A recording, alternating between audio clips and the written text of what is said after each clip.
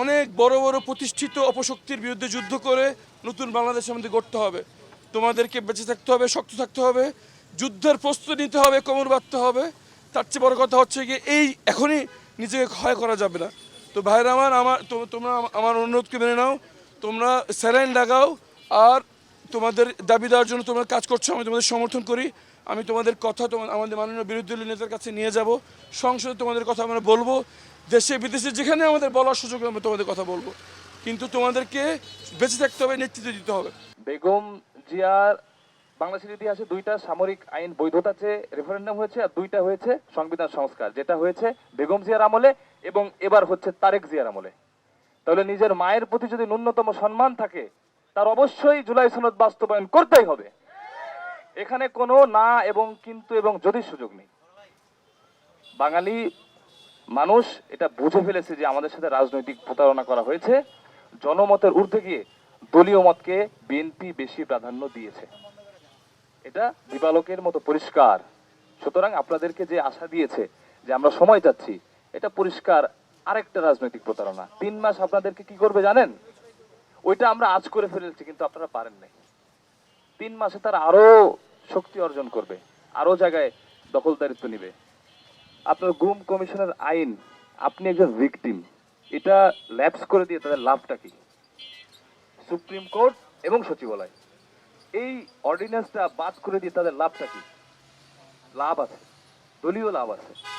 তারা সচিবালয়ে সুপ্রিম কোর্টকে বিচারপতি যে নিয়োগ, যে অর্ডিন্যান্সটা খেয়াল করে দেখেন তো একটু, আপনি দলীয়ভাবে তারা বিচারপতি নিয়োগ দিবে। আপনি আজ করতে পারছেন? আমরা পারছি। এটা আপনি সংসদে বসে আপনার আরো বেশি বোঝা উচিত ছিল। এই অধিকার আপনাকে কেউ দেয় নাই। ওনারা ভুল বক্তব্য দিচ্ছে। স্বরাষ্ট্রমন্ত্রী সালাউদ্দিন আহমেদ সাহেব, ওনাকে তো মাননীয় বলতে হবে এখন, মাননীয়ই বলছি। উনি আনলফুল কথা বলেছেন পার্লামেন্টে দাঁড়িয়ে, যেটা আমরা বুঝি।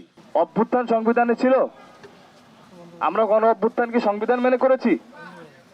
অভ্যুত্থান অনুযায়ী, আপনার কনস্টিটিউশন অনুযায়ী ন্যাশনাল ইলেকশন কবে হওয়ার কথা আপনারা বলেন তো? কবে হয়েছে ইলেকশন? এটা কি সংবিধান লঙ্ঘন হয় নাই?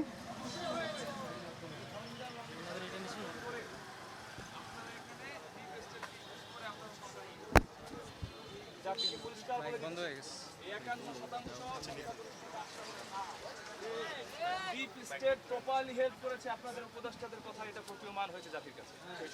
তারপরও মেনে নিছি, যান ক্ষমতায় গেছেন ভালো কথা, কিন্তু এই শহীদদের রক্তের সাথে যাতে বেইমানি না করেন, আপনারা ওয়াদা করেছিলেন যে আপনারা জুলাই সনদ পুঙ্খানুপুঙ্খভাবে বাস্তবায়ন করবেন। আপনাদের ক্ষমতার ব্যাপারে ছাড় দিয়েছি, ইলেকশন ইঞ্জিনিয়ারিং এ ছাড় দিয়েছি, জুলাই সনদে এক বিন্দু ছাড় হবে না, এক ফোঁটা রক্ত বেঁচে থাকতে না। 60 ঘন্টা পার হয়ে গেছে, এখানে অভুক্ত আমরা। এটা লজ্জা হওয়া উচিত ছিল তাদের।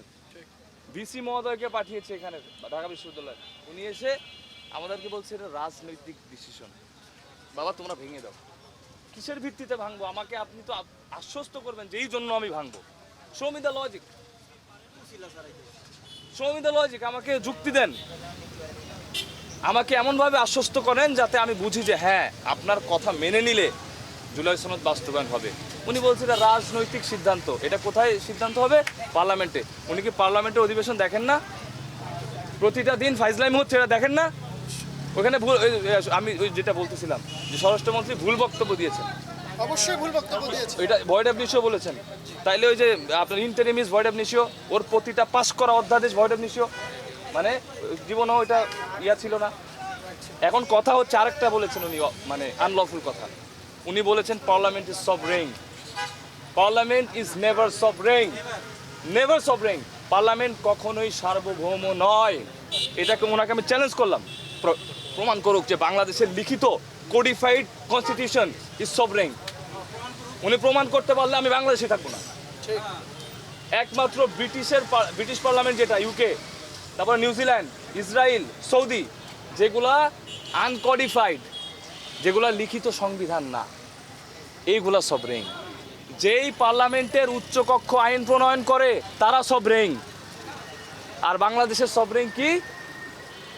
আর্টিকেল 7.2, জনগণের পরম অভিপ্রায়ের অভিব্যক্তি রূপে সংবিধানই হলো প্রজাতন্ত্রের সর্বোচ্চ আইন। সেই সর্বোচ্চ অভিপ্রায় 70% রেফারেন্ডামের ভোট। এখানে কোনো 6-9 করার সুযোগ নেই। আপনি সালাউদ্দিন আহমেদ হন, আপনি তারেক রহমান হন, জনগণের অভিপ্রায়কে আপনি লঙ্ঘন করবেন, আপনি জনগণ আপনাদেরকে ইতিহাসে রাস্তা করে ছুঁড়ে মারবে। আমি আবার একটা জিনিস বলে দিচ্ছি, মেজর জেনারেল জিয়াউর রহমান বাংলাদেশের ইতিহাসে উনি একটা গৌরব উজ্জ্বল নাম। বেগম আপসীর নেত্রী বেগম খালেদা জিয়া বাংলাদেশের ইতিহাসের একটা গৌরব উজ্জ্বল নাম, একটা অধ্যায়। তাদেরকে আমরা সম্মান করি, তাদের কার্যক্রমকে আমরা সমর্থন করি। আমরা চাইবো নিজের পিতা মাতার সম্মানকে আপনারা অক্ষুণ্ণ রাখবেন। ওই একইভাবে আপনার বাবা এবং মা যেমন রেফারেন্ডাম দিয়েছিল এবং সেটার বৈধতা বাস্তবায়ন করেছিল, আপনিও একইভাবে রেফারেন্ডাম বাস্তবায়ন করেন। নচেত আমরা আমাদের প্রতিরোধ আরো কঠিন থেকে কঠিনের চলে যাবো ইনশাআল্লাহ। তো শুধুমাত্র অনেক বড় বড় প্রতিষ্ঠিত অপশক্তির বিরুদ্ধে যুদ্ধ করে নতুন বাংলাদেশ আমাদের গড়তে হবে। তোমাদেরকে বেঁচে থাকতে হবে, শক্ত থাকতে হবে, যুদ্ধের প্রস্তুতি নিতে হবে, কোমর বাঁধতে হবে। তার চেয়ে বড় কথা হচ্ছে গিয়ে এখনই নিজেকে ক্ষয় করা যাবে না। তো ভাইরা তোমরা আমার অনুরোধকে মেনে নাও, তোমরা স্যালাইন লাগাও, আর তোমাদের দাবি দেওয়ার জন্য তোমরা কাজ করছো, আমি তোমাদের সমর্থন করি। আমি তোমাদের কথা আমাদের মাননীয় বিরোধী দলীয় নেতার কাছে নিয়ে যাব, সংসদে তোমাদের কথা আমরা বলবো, দেশে বিদেশে যেখানে আমাদের বলার সুযোগ আমরা তোমাদের কথা বলবো। কিন্তু তোমাদেরকে বেঁচে থাকতে হবে, নেতৃত্ব দিতে হবে। ভাইরা স্যালাইন লাগানোর ব্যবস্থা করেন, স্যালাইন লাগানোর ব্যবস্থা করেন। আমি জানতে পারলাম যে 60 ঘন্টা হয়ে গেল এই বাচ্চা ছেলেরা এখনও পর্যন্ত অনশন ভাঙেনি। তাদের শারীরিক অবস্থা খুবই গুরুতর। আমি এটা শুনতে পেরে আমি সংসদ শেষ করে বাসায় যে যখন আমি কাপড় ছেড়ে রেস্ট নিব, তখন আমি মোবাইল দেখতে পেলাম যাদের অবস্থা খুবই খারাপ। তখনই আমি আমার মা আমার বাচ্চাদেরকে নিয়ে বের হয়ে চলে এসেছি এখানে, এবং তাদেরকে আমি অনশন ভাঙার জন্য এই কথা বলেছি যে দেখো, আমরা সংসদের ভিতরে চেষ্টা করছি এবং রাজনৈতিক সমঝোতাকে সর্বোচ্চ শেষ পর্যায়ে পর্যন্ত চেষ্টা করে যাব।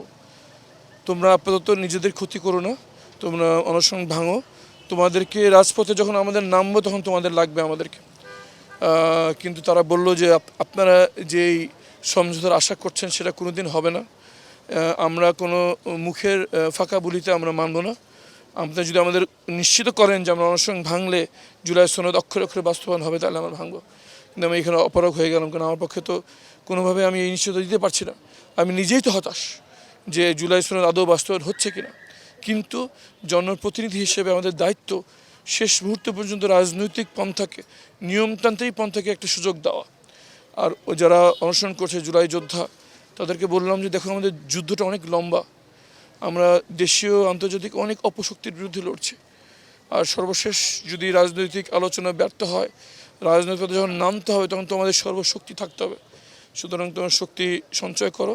তো আমি শেষ পর্যন্ত তাদের অনশন ভাঙাতে পারিনি, শুধু এতটুকুই তারা যেন স্যালাইন গ্রহণ করে, হাতের শিরার মাধ্যমে ইন্টারভেনাস স্যালাইন ইনফিউশনটা তারা রাজি হয়েছে।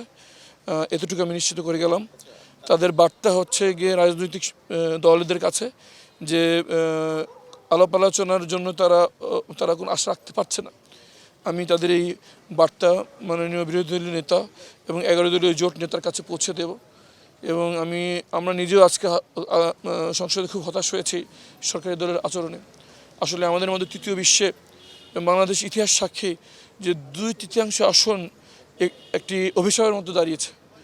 2/3 আসন পেলে তাদের চোখে শোনা বন্ধ হয়ে যায়, চোখে দেখা বন্ধ হয়ে যায়, কানে শোনা বন্ধ হয়ে যায়, এবং তারা অতীত ভুলে যায়। যেই শহীদদের রক্তের উপর দাঁড়িয়ে এই সংসদ, লক্ষ মায়েদের চোখের পানি, যুদ্ধাহত জুলাই যোদ্ধাদের হাত পা হারানোর দীর্ঘশ্বাসের উপর দাঁড়িয়ে এই সংসদে তারা 2 আসন পেয়েই তারা অতীতকে ভুলে গিয়েছে। তাদের আচরণে আমরা কোনো রকম গণতান্ত্রিক আচরণ দেখতে পাচ্ছি না। কিন্তু জনগণের প্রতিনিধি হিসেবে আমরা রাজনৈতিক সমঝোতাকে একটু সুযোগ দিতে চাই। আমরা এই জুলাই যোদ্ধাদের আশ্বাস দিয়ে যাচ্ছি, আমরা সর্বাত্মক চেষ্টা করব। আর ওদেরকে বলছি, শহীদ ওসমান হাদি ভাইয়ের আমরা উত্তরস্বরী, আমরা জান দেবো কিন্তু জুলাই দেবো না। কোনো বিকলাঙ্গ জুলাই সনদকে আমরা মেনে নেব না, কোনো দাড়ি কমা পর্যন্ত পরিবর্তন আমরা মেনে নেব না ইনশাআল্লাহ। আমরা আলাপ আলোচনা দিয়ে চেষ্টা করছি। তোমরা শক্তি সঞ্চয় করো, সবার কাছে আওয়াজ পৌঁছে দাও, আরেকটি যুদ্ধের জন্য প্রস্তুতি গ্রহণ করো। হয় জন্মভূমি, না হয় মৃত্যু ইনশাআল্লাহ।